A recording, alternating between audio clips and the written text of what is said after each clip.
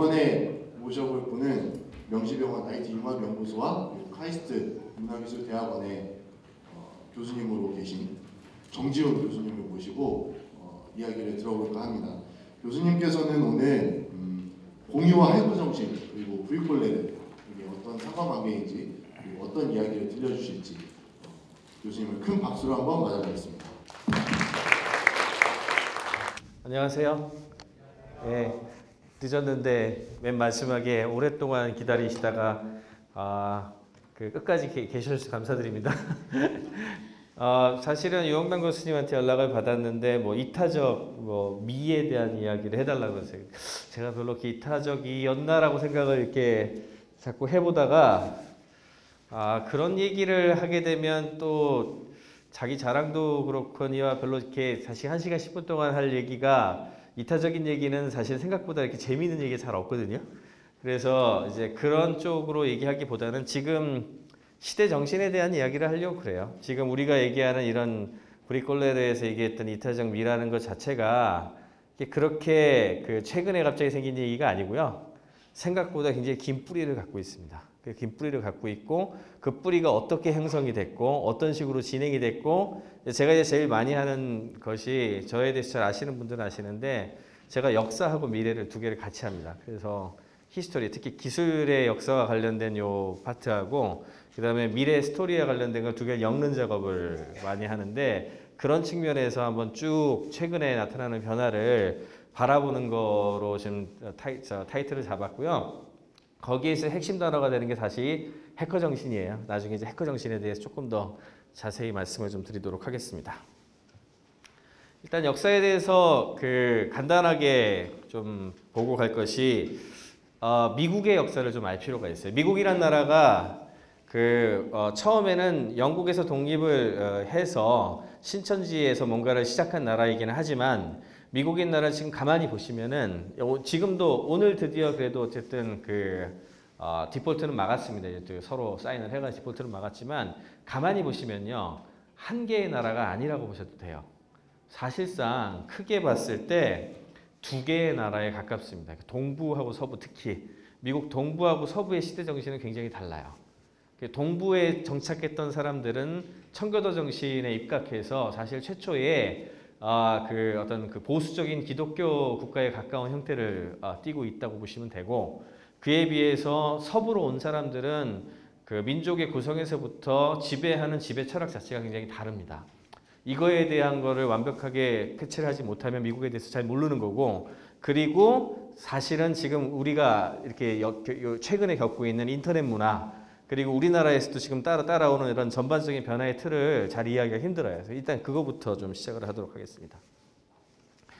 사실은 미국이란 나라가 틀을 잡게 된 게 2차 세계대전을 중심으로 보는데 그 이전까지는 제국시대, 제국주의가 한참 판을 칠 때라서 그렇게까지 커다란 미국만이 일극 환상이 나지는 않았죠. 그러다가 미국이 이제 우리가 알고 있는 이렇게 일극 체제가 된 거는 결정적인 체계는 1, 2차 세계대전 때문에 그랬죠. 1, 2차 세계대전 때 유럽이 주로 전장이 되다 보니까 유럽이 다 사실은 쑥대밭이 됐겠죠. 한마디로 쑥대밭이 됐어요. 그에 비해서 미국은 굉장히 보호가 된 땅이 돼버렸고 그 다음에 전쟁이 끝나고 나면 항상 다시 돌아가야 되기 때문에 수많은 산업이 일어날 수밖에 없게 되는데 그거를 커버할 수 있는 데가 이제 미국밖에 없었어요. 그러니까 사실은 이 역사가 현대 20세기 현대 세계사가 미국이라는 나라를 일극 체제로 만들 수 있는 어떤 그런 틀을 만들었던 겁니다. 그러다 보니까 특히 제일 중요한 게 미국은 처음에 이제 동부에서 산업이 출발을 하는데 미국 동부에서 미국 공업의 심장부가 처음에 생기고 그 다음에 이제 5대5 연합 미국 지도를 펼쳐놓고 보시면 감이 잡히시죠. 5대5하고 미국 동해안을 연결하는 이제 운하가 만들어지면서 시카고가 이제 중심 기점이 되고요. 이렇게 북동부에서부터 중동부 지역, 그 다음에 밑에 농업 지역에 이르는 남부 지역 이렇게 미국 동부 쪽에 대부분의 산업이 있었던 거죠. 그리고 거기에 있었던 대부분의 산업들이 전쟁 이후에 또 전쟁을 수행하면서 기업의 대다수가 20세기 초반에 시장의 자유 경쟁에서 시작이 됐기 때문에 굉장히 거대 기업화가 됐어요. 돈이 항상 자본주의는 돈을 끌어오는 특성을 갖고 있기 때문에 거대화를 하게 되게 쉽거든요. 그렇게 해서 거대 기업으로 성장을 했는데 그렇게만 했으면 좋았을 텐데 그렇게만 하고 나서 민주적인 어떤 그런 거를 생각한다면 공정거래라든지 지금 우리가 알고 있는 그런 걸 접목했으면 그렇게까지 크진 않았을 텐데 전쟁을 하면 이제 커다란 그런 조력자들이 필요하거든요. 이런 그 회사들이 국가의 핵심 산업 행방을 좌우를 했어요. 그리고 2차 세계대전까지 거치면서 이들이 사실상 국가하고 한 덩어리가 되는 그런 형태의 그 틀을 많이 갖고 왔습니다. AT&T에서 만들어낸 수많은 네트워크망이라든지 또는 컴퓨터 관련된 거라든지 자동차라든지 이게 전부 다 군수 관련된 걸로 다 연결됐었거든요, 당시에. 그렇게 되면서 강력한 지위를 획득을 하면서 나온 회사가 정보산업에는 예를 들어 IBM, AT&T, 통신회사, 제록스 이런 회사가 있고 자동차에 뭐 포드, GM, 포드, 클라이슬러, 디트로이트시가 그때 뜨죠. 디트로이트가 그래서 이런 식으로 이제 형태가 진행이 됐어요. 그러다 보니까 이게 체계가 관료화가 됐었어요. 거대한 관료제를 바탕으로 한 조직을 구성했고 마치 정부와도 같은 강력한 관리 문화를 형성을 했습니다. 대표적인 기업이었던 IBM 같은 경우에 블루셔츠들의 사나이라고 군단이라고 할 정도로 아주 일사불란한 조직 체계를 보여줬고요. 그거에 의한 어떤 대기업 문화죠. 한마디로 미국 동부가 이렇게 또 동부를 중심으로 하는 기업 문화는 지금 현재 한국하고 별로 다르지 않아요. 그러니까 그 당시에 미국의 그 기업이 형성됐던 그거하고 지금 우리나라가 지금 이렇게 50년 그 한국 전쟁 이후에 국가의 수많은 기관 산업과 그걸 서포트하는 금융 체계 그런 걸 통해 가지고 많은 걸 가져갈 수 있도록 허용해주고 그걸 받아가지고 짧은 기간 동안 거대한 관료화를 하면서 순식간에 커온 그 궤적하고 미국 동부가 1, 2차 세계대전 이후에 갔던 궤적하고 거의 동일해요. 다만 타임이 미국은 그 시간이 좀 더 길고 그 다음에 길다는 차이가 있고 좀 앞에 있었고 한국은 조금 더 뒤에 시작해서 좀 더 짧은 기간 동안에 그런 것이 형성된 거예요. 대략 그래서 미국 동부 정서하고 대략 한국 정서하고 좀 비슷한 측면들이 상당히 있습니다. 근데 서부는 어떻게 됐었냐면은 서부는 동부에서 쉽게 말해서 뭔가를 하기 어려운 사람들이 피난 가는 곳 비슷했어요. 개척 정신이야 그랬죠. 제일 먼저 가게 되는 거는 이제 그 대륙간 횡단 철도가 반도벨트가 놓으면서 동부에서부터 서부로 이렇게 진행이 돼서 서부에 이제 그 사금이 나오는 지역이 있었거든요. 골드러시라 그래서 골드러시예요. 골드러시가 진행이 되면서 거기에 특히 기간 산업 같은 것들이 필요하니까 샌프란시스코를 중심으로 거기에 이게 수많은 건축 같은 걸 할 때 사람이 없으니까 중국 같은 데서 사람들이 많이 왔죠. 중국 인부가 많이 와서 거기서 일하고 차이나타운 생기고 이러면서 굉장히 또 밑에서는 캘리포니아, 텍사스 쪽에서 많이 올라오니까 히스패닉들이 많아지고 굉장히 다국적 구성이 이루어지면서 거기에서 수많은 이제 뭔가가 생기기 시작을 했어요. 그랬다 할지라도 처음에는 그냥 과수원 있고 말들 살고 땅 넓고 뭐 기후 좋고 그러니까 농업이 그냥 번성하는 뭐 그런 수준이었거든요. 그러던 어느 날 엄청난 변화가 나타나는 게 냉전 시대를 들어갑니다. 냉전 시대가 이제 소련하고 미국하고의 군비 경쟁을 하게 되잖아요. 소련하고 미국하고의 군비 경쟁을 할 때 가장 큰 문제가 됐던 건 뭐냐면 ICBM이었어요. ICBM. 소련에서 대륙간 탄도 핵 미사일을 날리게 되면 이거 어떡하냐. 미국이란 나라는 전쟁이 일어날 수가 없는 나라는 동떨어져 있으니까 전쟁이 일어날 수가 없는 나라인데 이거는 정말 위험하다는 생각이 들잖아요. 그래서 일단 첫 번째로 미국에 셋업하게 되는 게 노라드라고 그래가지고 이렇게 북서부 미국 북서부 지역을 중심으로 해서 북미 대공 항공망 관련된 것들을 다 그쪽에 만들어요. 그래서 시애틀부터 시작해서 이 서부 라인에 전부 배치. 왜냐하면 소련에서 미사일 날라오면 어쨌든 서부 통과해서 가거든요. 그러니까 여기서 미리 요격을 하든 뭐 하든 해야지 동부까지 안 날아가잖아요. 그래서 그쪽에다가 이제 배치를 하게 되는데 그렇게 해서 보잉이 시애틀에 있는 거예요. 그래서 보잉사가 이제 그쪽에 있고 노라드가 이렇게 형성이 됐어요. 그 다음에 또 무슨 일이 있냐 하면은 컴퓨터가 사실은 그 트랜지스터라는 기술이 1953년에 AT&T의 벨 연구소에서 만들어지게 되는데 컴퓨터가 처음에 어디 쓰였을까요? 예, 개인용 컴퓨터 이건 진짜 뒤에 이 개인용 컴퓨터부터 철학이 달라지는 거예요. 컴퓨터 어디에 쓰였냐면 전쟁하려고 만든 거예요, 그거. 전쟁하려고. 남자들 군대 포병 갔다 오신 분들은 잘 아실 거예요. 계산이거든요. 이게 탄도 계산을 하는데 제일 많이 굉장히 빠른 계산기가 필요했고, 두 번째는 이제 페르미 이하 맨하탄 프로젝트를 할 때 원자로 설계를 하는데 굉장히 빠른 수학 공식 계산이 시뮬레이션이 필요했어요. 그래서 계산을 많이 하기 위해서 폰 노이만이라는 사람이 거기 들어가서 그 계산 구조를 집어넣으면서 나온 게 컴퓨터, 우리가 알고 있는 PC란 말이에요. 컴퓨터란 말이에요. 그렇게 만들어진 거다 보니 이 컴퓨터가 쓰이는 곳은 군사 지역, 항공 관련, 우주 관련. 그래서 뭐 저 케네디가 있을 때 그 아폴로 같은 거 쏘고 할 때 뭐 뒤에 관제 센터 같은 데 컴퓨터가 제일 많이 보이죠. 이제 그런 거라든지 은행권 뭐 이런 데서 쓰이던 게 우리가 말하는 컴퓨터예요. 원래는 그런 데서 쓰이던 거라고. 그 다음에 수요는 다 어디서 나왔냐? 이렇게 되다 보니까 항공 우주와 관련된 게 전부 서부로 와요. 휴스턴에 물론 이렇게 쏘아 올리는 것들을 만들어 놓긴 했지만 나사의 휴스턴 센터와 함께 에이미스 리서치 센터라는 데를 샌프란시스코에 만들어요. 거기 만들게 되면서 자연스럽게 항공 우주와 관련된 대부분의 그 스타 기업들이 전부 서부로 이전을 합니다. 서부에 포진을 해요. 샌디에고, LA, 샌프란시스코, 시애틀 요 라인에 전부 이렇게 쭉 들어가게 돼요. 그리고 트랜지스터라고 부르는 것은 실리콘에서 나오는데, 트랜지스터를 그 진공관에서 트랜지스터로 만들었을 때 그 수요처가 어디냐? 다 항공 우주에서 쓰이거든. 그럼 다 서부에 있잖아요.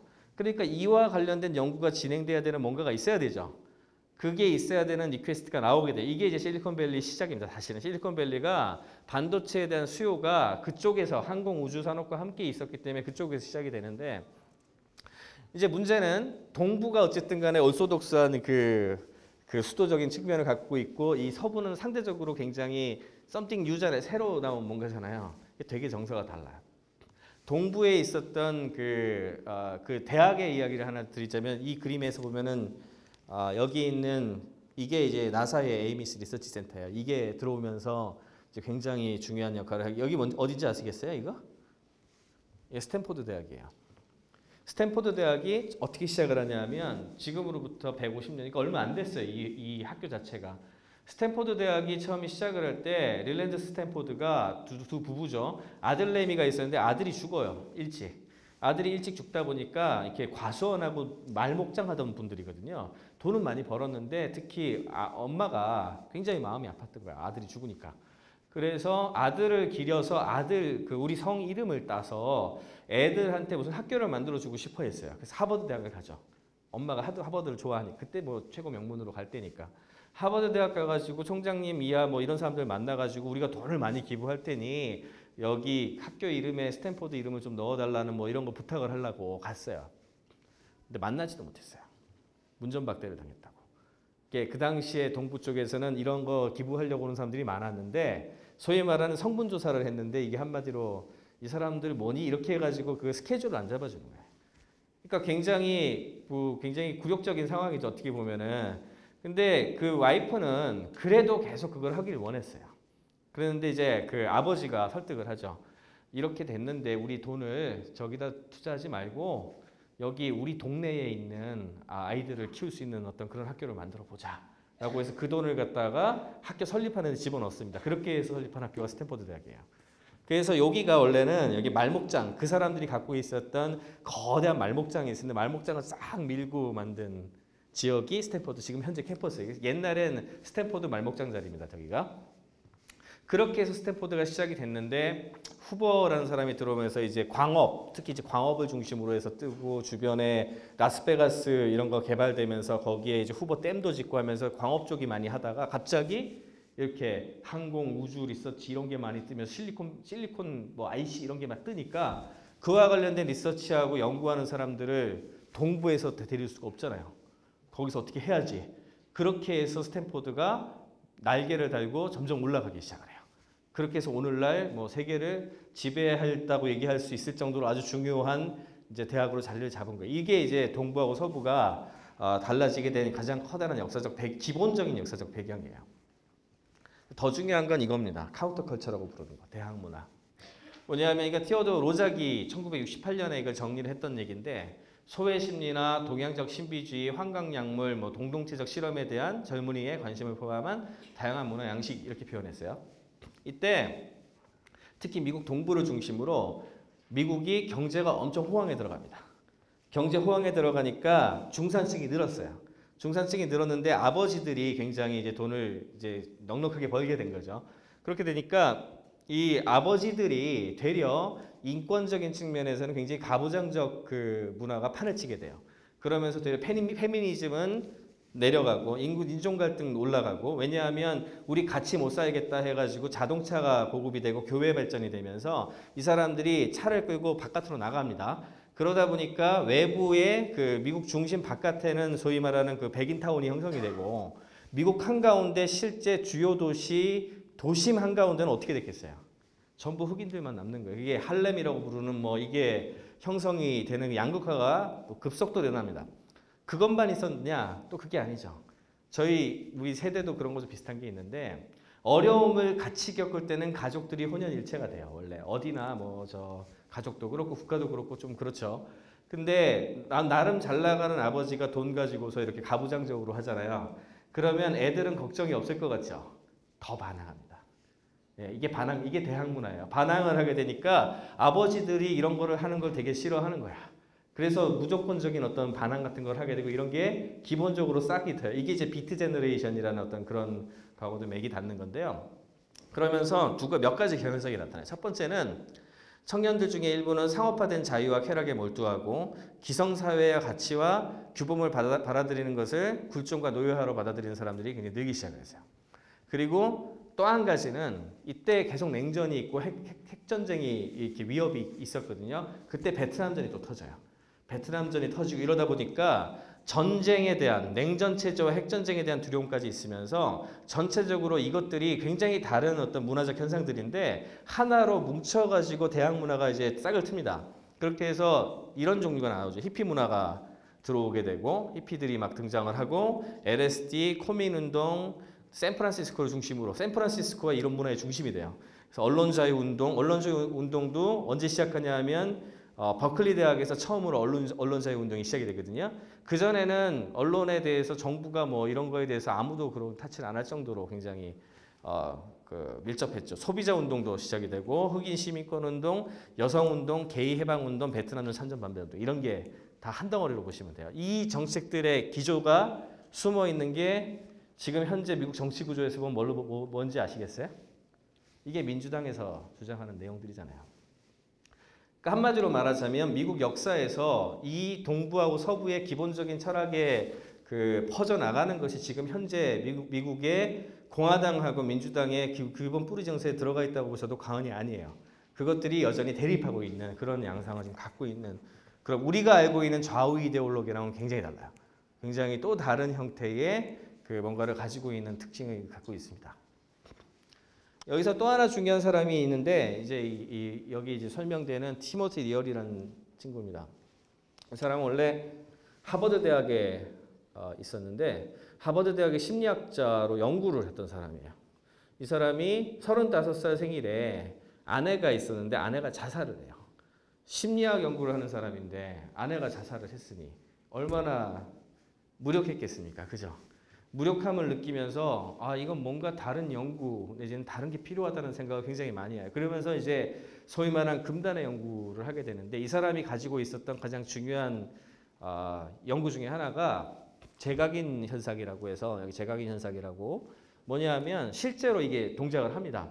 지금 영국에서는 이와 관련된 연구를 요즘 다시 허용하기 시작했는데, 사람이 어떤 생각을 하잖아요. 그러면 그걸 조작을 할 수가 있어요. 쉽게 말하자면. 그러니까 어떤 약을 먹으면 그 뇌에서 나타나는 여러 가지 어떤 전파하는 현상이 되게 쉽게 나타나게 할 수 있거든요. 그게 소위 말하는 환각을 일으키는 약들이에요. 그게 어떤 것들은 중독성이 있는 것들이 있고, 그런 건 마약이라 그러죠. 중독성이 없는 게 있어요. 그냥 퓨어하게 환상만 일으키는 약들이 있어. 아주 대표적으로 환상만 일으켜주는 약이 LSD라는 약이에요. 그 LSD를 먹으면은 이제 이게 뇌의 감도가 쉽게 말하면 올라가가지고요. 창의력이라는 게 원래 엉뚱한 대로 막 튀고 이렇게 해서 막 이렇게 연결되면서 막 나오는 거거든요. 그 현상이 촉진돼요. 쉽게 말해서. 촉진이 돼가지고 막 이렇게 저렇게 별별 현상이 다 보이고 별게 다 막 나타나는 거예요. 그러면서 그거를 그렇게 해놓은 상황에서 이 사람은 어떤 자극을 하거나 어떤 방향의 생각을 가지거나 어떤 유도를 하잖아요. 예를 들어 이렇게 최면을 건다든지 뭔가를 준다든지 뭐 이러잖아요. 그러면 그걸 내가 경험한 것 같이 느껴져요. 그래서 그걸 반복하죠. 그러면 그게 실제 뇌에 각인이 돼요. 이게 재각인 효과예요. 실제로 가능한 스토리고 연구를 제대로 했으면 지금 이게 금지 안 되고 계속 갔었으면 그와 관련된 연구가 되게 활성화됐을지도 몰라요. 이 사람은 이제 그때 어떻게 했냐면은 하버드 대학교에서 이 연구를 인성연구센터라는 걸 만들어가지고 대학에 있는 조교들 이하 학생들하고 그다음에 사회적 약자들이죠, 이 사람들. 교수한테 꼼짝 못하잖아요. 그다음에 교도소 이런 데 있는 사람들을 대상으로 해서 실로시빈하고 LSD 실험을 합니다, 실제로. 그렇게 해서 자기가 지워주겠다 뭐 이런 거를 막 하는 거예요. 그러니까 상당 부분 이와 관련된 연구를 진행하고 있었는데 어떤 일이 벌어졌겠습니까? 하버드에서 난리가 난 거예요. 이 윤리적인 문제가 있잖아요. 너 어떻게 이런 연구를 할 수가 있냐 해가지고 결국에는 쫓아내요. 이 사람을 쫓아냈는데 쫓아내고 나서 그 사람이 또 그냥 물러났으면 그만인데 그렇게 안 하고 우리 황우석 박사님처럼 자기 연구소를 차렸어요. 그게 이제 뉴욕의 빅하우스 연구센터예요. 빅하우스 연구센터를 만들어서 다양한 약물, 특히 LSD를 중심으로 한 환각 여행을 하는 프로젝트도 기획을 하고 그와 관련된 걸 굉장히 많이 하기 시작을 합니다. 그 경험을 해본 사람들은 우주와 나, 인간, 그리고 브레인 이것들이 하나로 연결된 어떤 그런 경험들을 하게 되고 그와 관련된 각종 시나리오를 짜서 각종 뭐 페스티벌도 하고 막 이래요. 이런 상황에 재밌었던 거는 미국 동부에서는 이걸 잘 받아들이진 않았어요. 왜? 굉장히 좀 이단적이잖아요. orthodox하지 않잖아요. 그런 상황에서 어디가 이거와 굉장히 잘 부밍업이 됐냐면 아까 미국 서부의 샌프란시스코를 중심으로 한 그 지역의 그 히피 문화와 이런 카운터 컬처가 이거하고 되게 잘 맞아떨어지는 거예요. 그래서 샌프란시스코를 중심으로 한 그쪽 사람들이 굉장히 이거를 좋아하게 됐어요.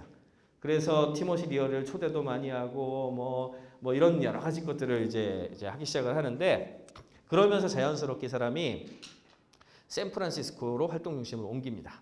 그때부터는. 그래서 LSD 체험을 시각화한 연극과 영상을 제작하기도 하고 그 다음에 이거에 영향을 받은 수많은 문화 현상이 나타나는데 대표적인 그룹이 고고스 같은 그룹이라든지 이 사람 누군지 아세요?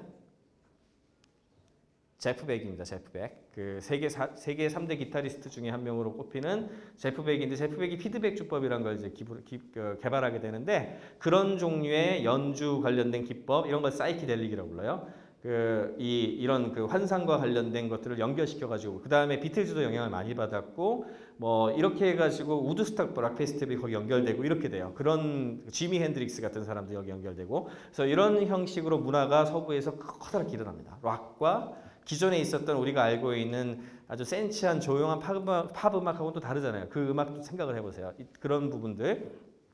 그러면서 나중에 결국 어떻게 되냐면은 헐리우드 영화에도 출연하고요. 우드스톡 페스티벌의 아주 중요한 어떻게 보면은 교주 비슷한 어떤 그런 거가 되고 그다음에 1969년에는 드디어 급기야 캘리포니아 주지사 출마까지 했었어요. 출마할 때 이 사람의 응원 관련된 거를 맡은 사람들이 지미 핸드릭스. 이 지미 핸드릭스 기타 연주했고 여기 이 사람이 티모시 리얼이에요. 이 사람보다 여기 있는 사람 중에 알아보실 수 있는 사람이 있겠어요? 이 누구죠? 존 레넌. 얘 누굴까요? 오노요코예요. 이 사람들은 이제 존 레논이 응원곡으로 Come Together라는 노래를 만들어 가지고 직접 이런 걸 하고 막 이랬어요. 소위 말하는 서부의 거의 반 대통령 비슷하게 형성을 하고 있었어요.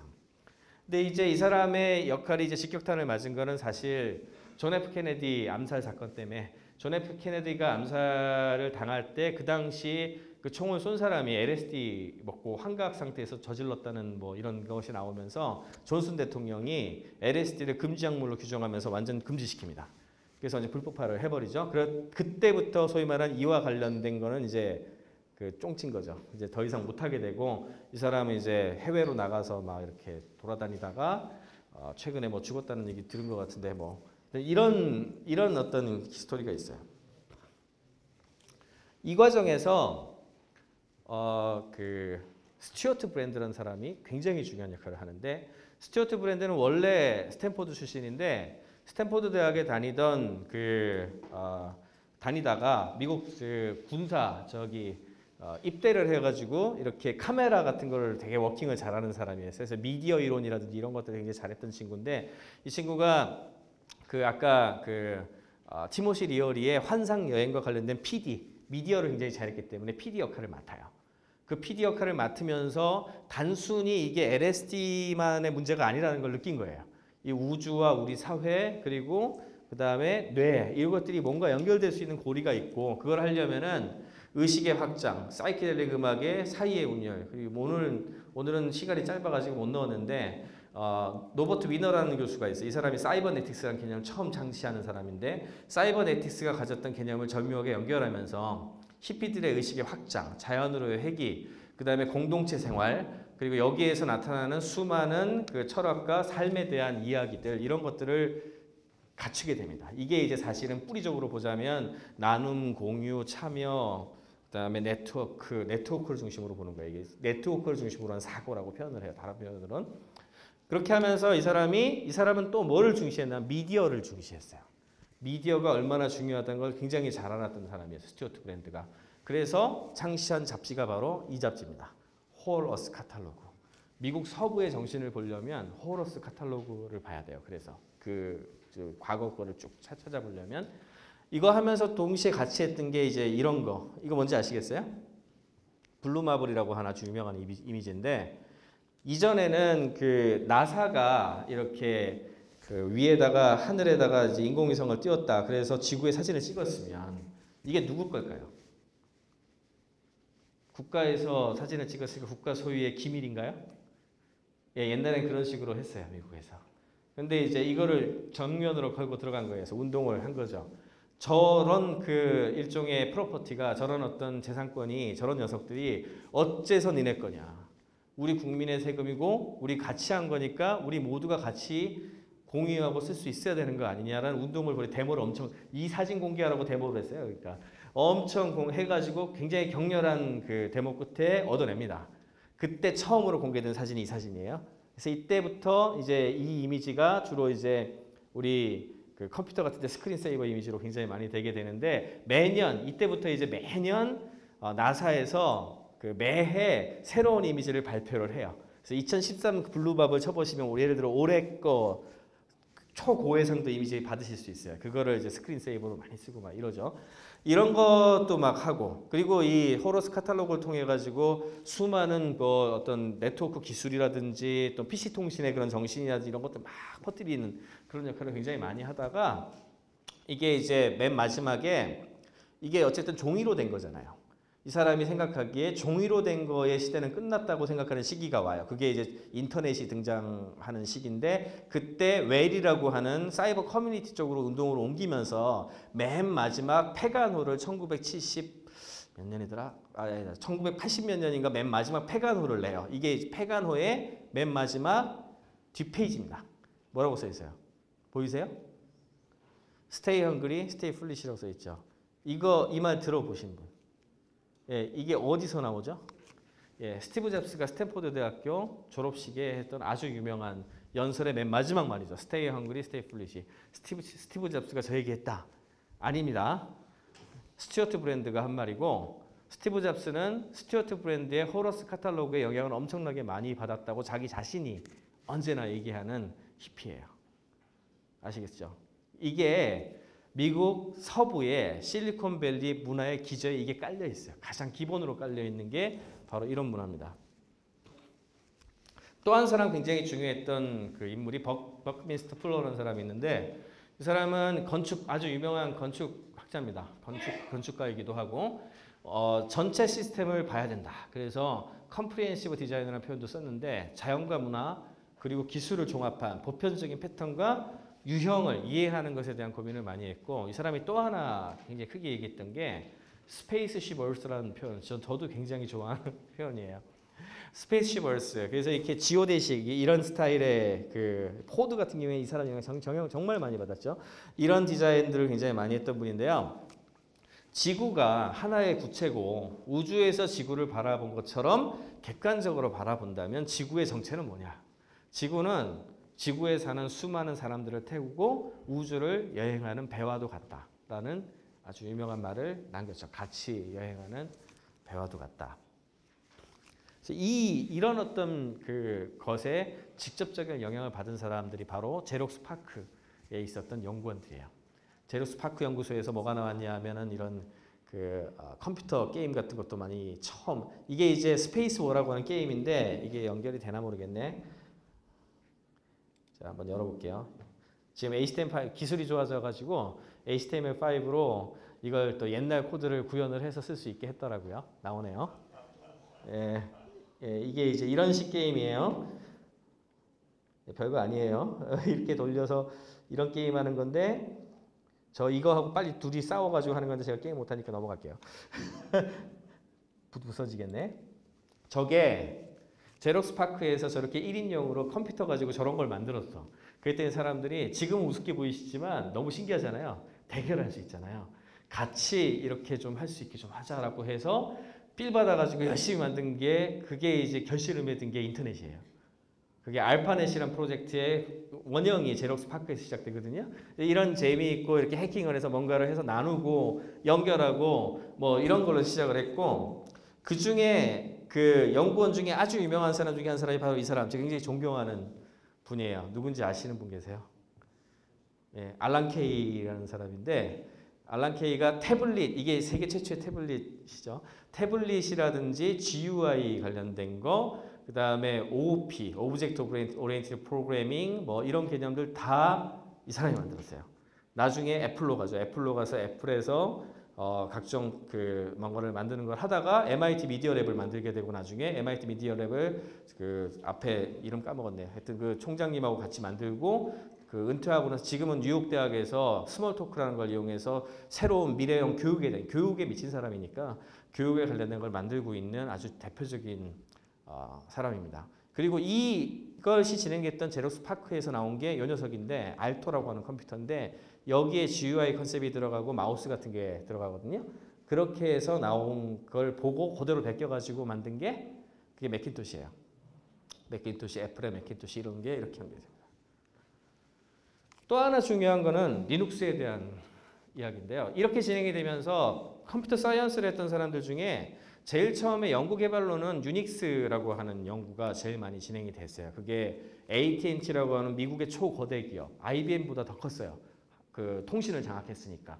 이 기업의 벨 연구소라는 연구소가 있는데 그 연구소에서 세계 최초의 그 일종 범용 운영 체제라고 하는 유닉스를 만들게 돼요. 왜냐하면 통신망 간에 그 교환기가 상당히 지능적인 걸 갖고 있어야 했기 때문에 운영 체제가 필요했거든요. 그래서 유닉스를 만들었는데 어쨌든 공기업이니까 처음에는 이렇게 막 퍼뜨려 줬어요. 많이 주기도 하고. 그러다가 어느 날 갑자기 대학 같은 데서 막 열심히 쓰고 있는데 어느 날 갑자기 돈을 엄청 내라고 이렇게 하는 거야. 상업적으로 자기네 돈 벌어야 되니까. 그러니까 이걸 커버하기 굉장히 어려워지잖아요. 근데 다행히 그때 유닉스를 만들던 사람들 중에 켄 톰슨이라는 사람이 있는데 이 사람이 안식년이 왔을 때 어떤 문화를 만들었냐면 UC 버클리로 와서 안식년을 했는데 그 사람이 유닉스 코드를 대부분 만들었거든요. 이 사람이 코드 강독회라는 걸 해요. 소스 코드를 다 갖고 와서 실리콘밸리 지역에 있는 친구들을 버클리 대학의 그 홀은 아직도 유명합니다. 이렇게 모아놓고서 한 명 한 명 자기가 만든 코드 알려주면서 어떻게 돌아가고 이게 유닉스가 어떤 구조로 돼 있고 이거를 1년 내내 2년 내내 해요. 그렇게 하면서 유닉스라는 그 운영체제에 들어가 있었던 수많은 것들을 노하우를 알려주죠. 그렇게 알려준 거를 바탕으로 해서 유닉스가 상업화를 하니까 그때 빌 조이라는 천재가 UC 버클리에서 나옵니다.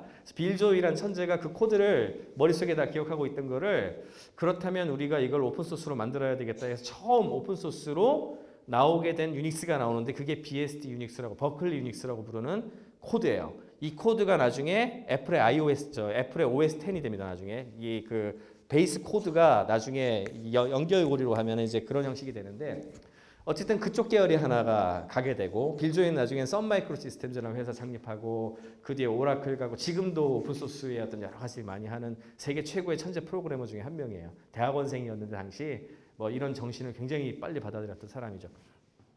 그 다음에 또 한 사람은 리차드 스톨만이라는 사람이 있어요. MIT의 세계 최초의 해커다라는 얘기도 뭐 하는 친구인데 원래 생물학 전공했고 생물학하고 피직스하고 물리학하고 인공지능 같이 했어요. 이렇게 굉장한 천재입니다. MIT 인공지능 랩에서 연구를 진행을 했는데 이 사람은 소프트웨어는 지적재산권을 가질 수 없다고 믿은 사람이었어요. 왜냐하면 굉장히 복제가 일어나고 많이 뭔가를 가능하게 만들어주는 어떤 것인데 그것을 왜 어떤 그 틀 안에 넣어가지고 판매하는 권리로 만드느냐 이런 거에 굉장히 목말랐던 사람이고 그 정신을 만들어가지고 만들게 된 게 FSF, 프리 소프트웨어 파운데이션이라고 하는 오픈 소스의 최초 철학을 이 사람이 전부 설계를 해요. 그랬는데 약간 미친 것 같잖아요. 그렇죠? 그리고 당시 MIT에서 철학 논쟁이 벌어지는 게 아무리 이런 그 소프트웨어 하는 사람들이 좋기는 했지만 그리고 이런 해커들이 굉장히 서포트를 많이 했지만 당시 미국에서 그리고 MIT 교수들 중에서 가장 힘이 셌었던 계열이 마이크로소프트 영향을 많이 받아요. 빌 게이츠가 특히 이런 거 제일 싫어했어요.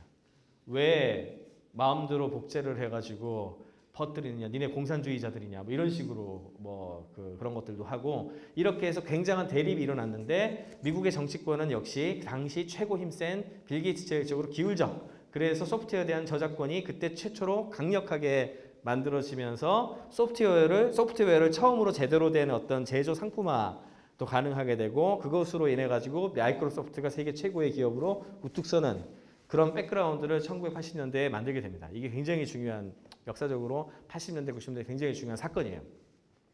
이거를 하는 와중에 이제 리차드 스톨만은 이제 드디어 자기 입지가 MIT 내에서 많이 꺾인 거야. 그쪽 계열들로 다 넘어가 버렸으니. 그래서 드디어 학교를 때려치고 나 운동할래 해가지고 나와서 지금 이런 자유 소프트웨어 운동을 막 했는데 아무리 그래봐야 혈혈 단신이잖아요. 그리고 철학밖에 없고 그러니까 뭔가가 있어야 되는데 아무것도 못하고 있는 거예요. 근데 그 사람의 철학에 반했던 21살 먹은 핀란드의 한 대학생이 일을 칩니다.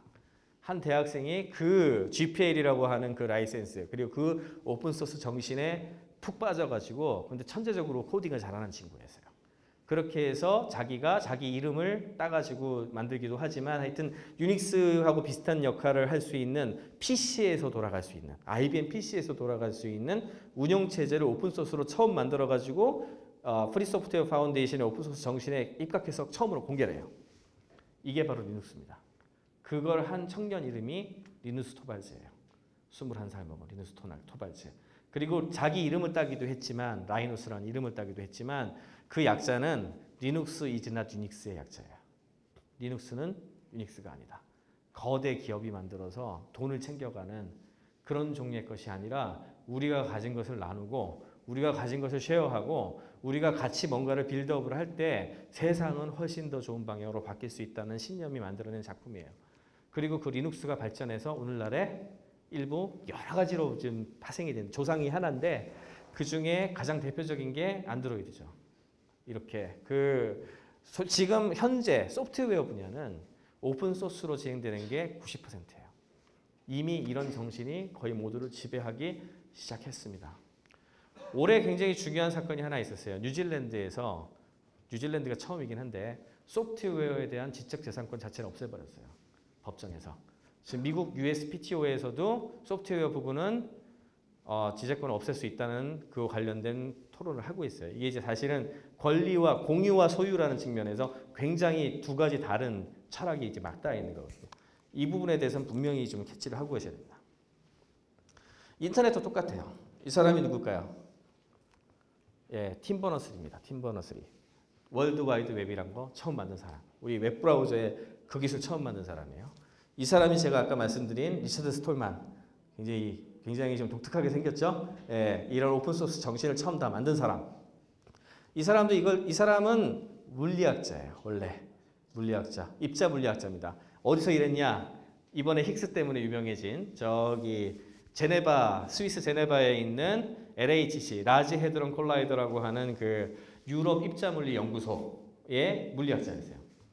거기서 일을 하려면 LHC 실험 같은 경우에는 한 사람이 못해요. 전 세계 수천 명의 물리학자들이 같이 해야 돼요. 협업을 해야 돼. 그러다 보니까 수많은 것들을 같이 연결해가지고 같이 볼 수 있어야 되잖아요. 그랬는데 당시 인터넷이라는 것은 굉장히 불편했어요. 학술적인 네트워크가 연결되긴 했는데 뭔가 이렇게 같이 공유하고 뭐 이런 하기가 되게 불편한 거야. 그래서 이 사람이 이제 넥스트라고 하는 컴퓨터, 애플에서 스티브 잡스가 나와가지고 처음으로 이렇게 그림 형태로 되게 연결해서 쉽게 만든 그런 것이 있었는데 그 컴퓨터를 이용을 해서 뭔가 좀 사람들이 무지무지 쉽게 문서들을 찾고 물리학자들이 이거를 공유하는 걸 만들어 보자는 프로토타입을 몇 달 동안 개발을 합니다. 그렇게 해서 탄생한 게 우리가 알고 있는 월드와이드 웹이에요. 처음에는 어떻게 됐겠어요? 그냥 월드와이드 웹이 뭐 같으세요? 과학 논문이 디지털화된 거예요. 사실은 가만히 보시면. 왜? 과학 논문이 일반 문서하고 뭐가 다르냐 하면은 그림이나 표 같은 게 많잖아요. 그림, 표, 테이블 같은 게 많잖아요. 그런 걸 되게 쉽게 올릴 수 있고, 그 다음에 과학 논문이 다른 문서하고 제일 다른 것 중에 하나가 뭐죠? 제일 마지막에 레퍼런스가 달리잖아요. 참고문헌. 참고문헌은 뭐예요? 다른 문서를 보기 위한 연결고리잖아요. 그게 하이퍼링크가 돼요. 그게 하이퍼링크가 되고 이제 다양한 것들을 올릴 수 있는 그림, 표 이런 걸 올릴 수 있는 구조를 넣은 게 사실은 그렇게 해서 탄생한 월드와이드 웹이에요. 사실은. 처음에 그걸 만들었는데 그때에는 유럽에 있었기 때문에 별 큰 위력을 펼칠 수가 없었어요. 근데 제가 굉장히 존경하는 사람 이름이 갑자기 까먹게 하네. 슬랙, 스탠포드 리니어 액셀러레이터라고 하는 또 곳이 있어요. 거기가 전 세계에 물리학 논문이 제일 많았어요. 50만 개 정도 가까이 소장을 하고 있었어. 그러니까 이제 채팅 같은 걸 통해 가지고 논문 좀 보내주세요 하면은 또 사람들이 또 마음이 좋으니까 다 보내주고 서로 이렇게 공유하고 그랬는데 너무 불편한 거야. 근데 하필이면 이 사람이 또 그래서 안식년이 중요한 것 같긴 해요. 이때 이제 안식년을 이 사람이 여기로 와요. 저기 유럽 입자물리연구소로 와가지고 팀 버너스리가 한 걸 딱 본 거예요. 딱 보는 순간 저게 있으면 전 세계 물리학자들이 우리 그 슬랙에 있는 그 수많은 논문들을 아주 쉽게 클릭만으로 다 찾아가지고 볼 수 있겠다. 이 생각이 된 거예요. 그래가지고 돌아가자마자 자기 혼자 C로 날밤 새면서 진짜 몇 주일 동안 팀버너스리의 그 웹브라우저하고 소통할 수 있는 웹서버를 스탠포드에 구축합니다. 자기가 직접. 엄청난 노력을 들여서. 그렇게 해서 50만 개에 이르는 물리학 논문을 연결해요. 그렇게 해서 전 세계 사람들이 그걸 딱 보고 나서 깜짝 놀라죠. 월드 W3C 그 물리학자 일종 회의 같은 게 일반 물리학자 회의가 열렸어요.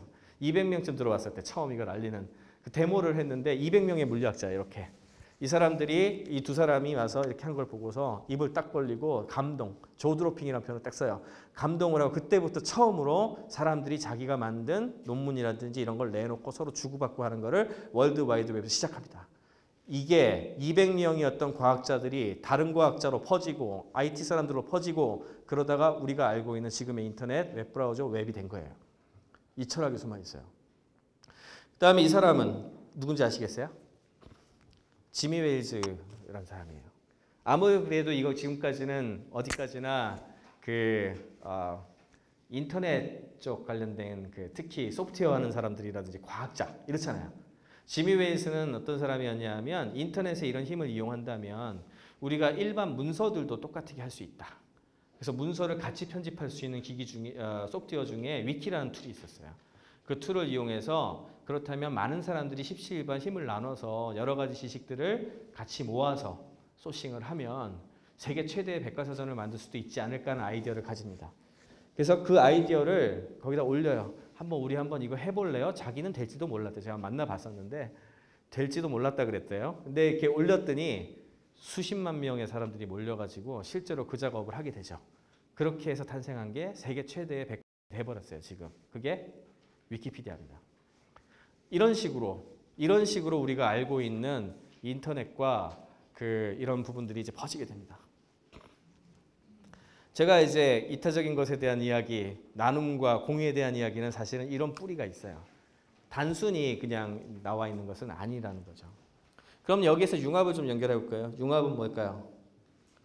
융합은 이 메디치 가문의 이야기인데 메디치 이펙트라고 표현하기도 하죠.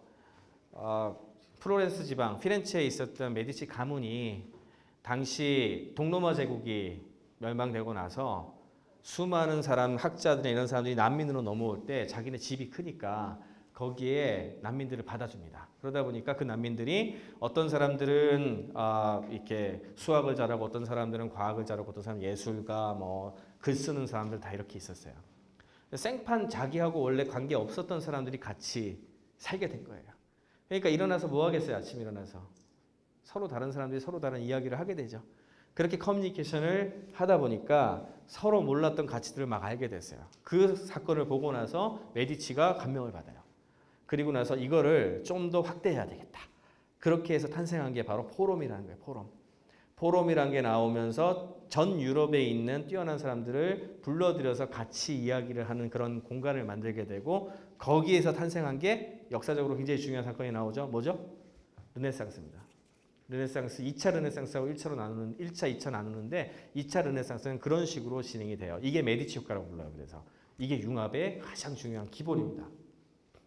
근데 문제는 한국에서 제가 이런 거에 대해서 굉장히 빠져 있었기 때문에 제가 2007년에 한국에 들어왔는데 한국에 들어와서 이 비슷한 걸 해보려고 이렇게 포럼 같은 것도 실제 많이 만들고 지경부 같은 데서도 많이 도와주고 그래가지고 많이 했어요. 한국에 접목했더니 잘 안 돼요. 왜 안 될까요? 예, 다른 걸 한 사람들을 섞어 놓는 것만으로는 부족한 거예요. 당시 메디치 가문에서는 자기 걸 내놓으려는 성향이 굉장히 강하거든요. 그죠? 자기가 할 게 아무것도 없어. 자존심도 별로 없거든요. 되게 나락에 떨어져 있는 상황 아니야. 그러니까 아무 저거 없이 다 내놨어요. 근데 우리나라에 왔더니 어떤 일이 벌어졌냐면 특히 대학 교수님들이 많았는데 교수님들 특징 아시죠? 예, 자기가 제일 잘났잖아요. 그러다 보니까 특히 자기하고 이제 틀린 거에 대한 이야기를 별로 안 듣거나 그냥 벽을 쳐버려요. 서로가. 그리고 스타일이 다른 거에 대해서 굉장히 서로 싫어하는 경향성이 있어요. 예를 들자면은 좌뇌형 인간이 많은 이제 공대 교수다. 예를 들어. 그러면 우뇌형 인간이 많은 뭐 예술이나 이쪽 하는 그 사람들이 뭐라 그러면 어떻게 느끼는지 아세요? 저 사람들은 아무것도 몰라서 황당한 소리만 짓거려야 된다고 생각을 해요. 반대로 이 크리에이티브한 생각을 많이 하는 우뇌형 쪽 있는 양반들이 예술가나 아닌 교수님들이 굉장히 논리적인 공부를 잘하고 외우기도 잘하고 이런 거에 컨버전스 띵킹을 잘하시는 이 공대 교수들을 봤다. 느낌이 어떤지 아세요? 그 사람들은 뭐라고 얘기하는지 아세요?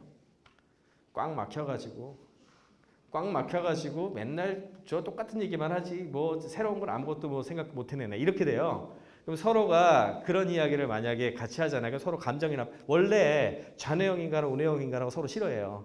이 스타일이 안 맞기 때문에 원래가. 근데 어쨌든 그 상황이 벌어져 갖고 잘 안 돼요. 이게 서로 융화가. 결국에는 이런 경우에는 어떤 게 필요하냐면 코디네이터가 필요해요. 중간에 누군가가 이 이야기를 듣고 연결을 시켜주는 사람이 필요하고 그거를 확산을 시키고 뭔가 파실리테이트하는 그런 역할이 굉장히 중요해요. 이런 걸 저는 네트워크형 인재라고 부르는데 제일 대표적인 인물이 여기는 에릭 허스만 같은 사람이에요. 남아공에 있었던 지금 이거는 뭐 시간이 많이 가가지고 넘어가겠습니다. 에릭 허스만 같은 사람도 요즘 많이 나왔기 때문에 그래서 저는 이런 걸 이제 협업의 시대라고 불러요. 요즘 최근을 만나기 어려운 사람들은 단순히 멀리 떨어져 있는 지역이나 다른 언어를 쓰는 사람들만일까. 우리 사회에서도 직업이 다르거나 산업이 달라도 심지어는 살아가는 형편이 달라도 만나기 어려운 그들만의 세상에서 살아가는 사람들로 가득합니다. 그리고 이렇게 분리되어 있고 고립된 집단의 융합이나 협업을 위해서는 단순히 이들이 만나게 하는 것만으로는 부족했어요. 그래서 융합이 생각보다 굉장히 어려운 거예요.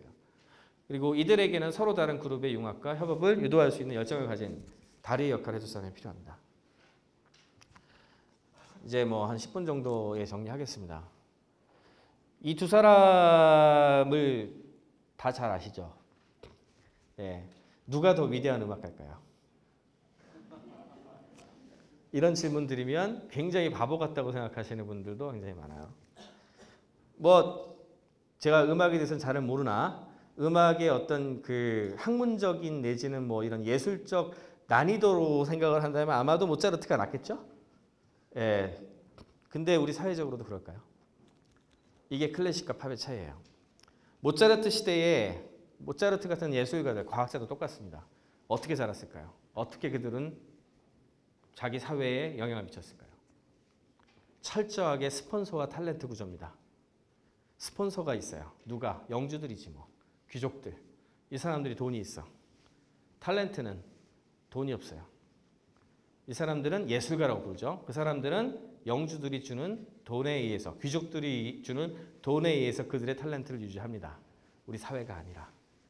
그러면 그들이 만든 노래와 그들이 만든 음악과 그들이 만든 퍼포먼스는 다 어디서?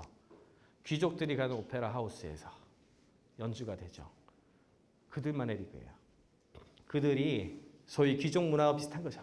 거기에서 돌고 도는 과학자는 똑같아요. 돈을 주고 그거를 알고 있는 사이언스와 이런 것들을 갖다 바치고 하는 먹이사슬, 탤런트 최우수에 있는 사람들, 이런 사람들을 중심으로 연결하는 거죠. 싸이 이전에 사실은 미국 대중음악의 역사를 지금 음악의 역사를 진짜 더 많이 적어드려야 되는데 대중음악의 역사, 라디오 보급이 굉장히 중요합니다. 라디오 보급이 되면서 사람들이 되게 쉽게 음악을 듣게 돼요. 일반 대중들은 그렇게 깊숙하고 복잡하고 긴 음악을 못 들어요. 3분, 4분 정도가 맥스죠. 더더군다나 리플레이를 하고 뭔가를 해보려면 조금 교육을 받아 살려면 보컬 정도가 중요하고 이게 자기가 노래, 인간이 자기가 가지고 있는 목소리라는 게 있으니까 그게 중요하고 아주 간단하게 구해서 플레이할 수 있는 악기가 중요해요. 그렇게 해서 악기의 선택이 이루어지는데 그때 선택된 악기들이 바로 기타, 피아노, 바이올린 그리고 몇 가지죠. 그렇게 우리가 말하는 드럼, 베이스, 기타 이런 식의 우리가 알고 있는 가장 쉽게 만들 수 있는 악기 세트가 구성이 됩니다. 그렇게 되면서 팝 음악이 뜨죠. 이게 팝이에요. 팝의 특징은 굉장히 많은 사람들이 음악을 들을 수 있게 돼요. 두 번째, 우리나라 슈퍼스타 K 보시면 아시죠? 노래방에 보급되니까 어떻게 됐습니까? 수많은 사람들이 자기가 할 수 있게 되죠. 플레이를 하고 부르고 그렇게 해서 음악을 즐길 수 있게 됐죠. 그 사람들이 음악을 즐기고 전 국민이, 전 세계에 있는 사람들이 음악을 이렇게 신나게 할 수 있는 것이 더 중요한 의미를, 사회적 임팩트를 가지나요? 아니면 모차르트 같은 사람들이 일부를 위해서 만든 음악이 훨씬 더 나은 건가요? 이게 클래식과 팝의 가장 중요한 철학적 차이예요. 그리고 싸이, 강남스타일 10억 명이 봤어요. 어떻게? 유튜브에 올려서. 유튜브 돈 안 내고 봐요. 싸이도 그걸 몰랐을까요? 다 압니다. YG가 이거를 유튜브랑 2009년에 계약을 하거든요. 그와 관련된 철학을 동의를 하고. 그래서 저는 YG 정말 대단한 친구들이라고 생각해요. 왜? 예술가들은 그냥 선입견적으로 내 거는 무조건 지켜야 된다는 생각들이 강해서 돈 안 내고 어떻게 보려고 그래. 이렇게 나오거든요. 근데 그게 10억 명 넘는 사람들이 다 어떻게 된 거예요? 공짜로 다 저 사람의 음악을 봤어요. 그리고 그것이 만들어낸 사회적 가치는 돈으로 환산할 수는 없지만 엄청나게 커요. 그리고 그것을 일부 트랜슬레이트를 하게 되는데 그것을 공연의 형태로 트랜슬레이트 하거나 광고의 형태로 트랜슬레이트 하거나 이렇게 해서 이 사람은 자기가 창출해낸 어마어마한 경험 가치의 일부를 회수했어요. 그렇게 돈을 벌었죠. 그리고 지금 미국에 있는 수많은 뮤지션들, 특히 잘 나가는 애들, 대표적인 애들, 라디오헤드 아세요? 라디오헤드 크립이라는 음악 한 걸로 되게 유명한 친구인데 얘네들은 거대 소속사에서 돈을 받다가 탈퇴를 합니다. 왜? 보다 더 많은 사람들한테 자기 음악을 전달하기 위해서. 그리고 그 다음부터 어떻게 했느냐. 자기 앨범 발표할 때 모든 음악을 자기 웹사이트에 홈페이지에 다 공짜로 올립니다. 여러분들 언제든지 라디오헤드 웹사이트에서 다운받으실 수 있어요. 그리고 어떻게 했느냐. 그 사람들은 돈을 기부를 받아요. 그걸 다운받을 때 0 넣고 하면은 그냥 공짜고 100불, 1000불을 넣을 수도 있어요. 뭐 이렇게 해가지고 돈은 과거보다 훨씬 많이 번다 그러죠. 나중에 인터뷰도 많이 나왔었는데 이렇게 미국 음악을 하는데 디지털 음악 차트를 보면은 2013년 차트 같은 경우, 2012년 차트 같은 경우에는 탑 10 중에 6명의 뮤지션이 이런 식으로 해요. 이게 오픈소스 했던 소프트웨어 개발자들만의 뭔가가 아니죠. 사람들한테 많이 내주고 뭔가를 연결하고 확산시키고 연결짓고 이런 것의 문제가 점점 더 많이 간 겁니다. 과학도 똑같아요. 제가 최근에 가장 감동한 뉴스 중에 하나입니다.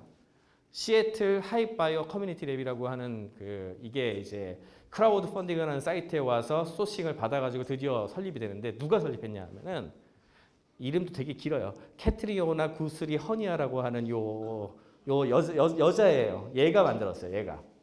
얘가 누구냐 하면 소위 말한 천재예요. 천재. 15살 때 독학으로 유전자 바이오 센서 분자 모델을 만들었던 애예요. 천재적인 과학적 소질을 타고났어요. 2012년 16세 때입니다. NWABR 바이오테크 엑스포에서 대상을 탔어요. 얘가 자기 아이디어를 가지고서.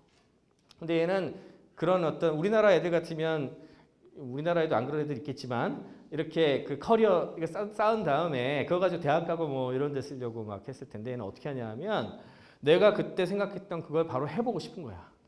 바로 해보고 싶어가지고 야 근데 너 넣었어요. 이 연구 성과를 진척시키려고 생명과학 연구실이 필요해서 3개월 가까이 시애틀에 있었는데 생명과학 연구실을 찾아서 냈는데 그녀가 이용할 수 있는 연구실을 찾을 수가 없었어요. 왜? 나이 제한이 있었거든. 너무 어리다고 너는 들어올 수가 없어. 이래버린 거야. 간신히 프레드 허친슨 센터에 그 인턴십 자리를 어떻게 얻어가는데 이때 이미 얘가 자기 인생관이 바뀝니다. 이건 뭔가 문제가 있다.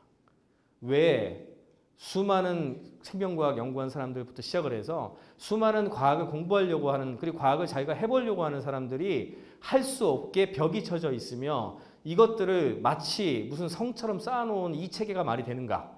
이거에 대한 질문을 이 16살짜리가 던집니다.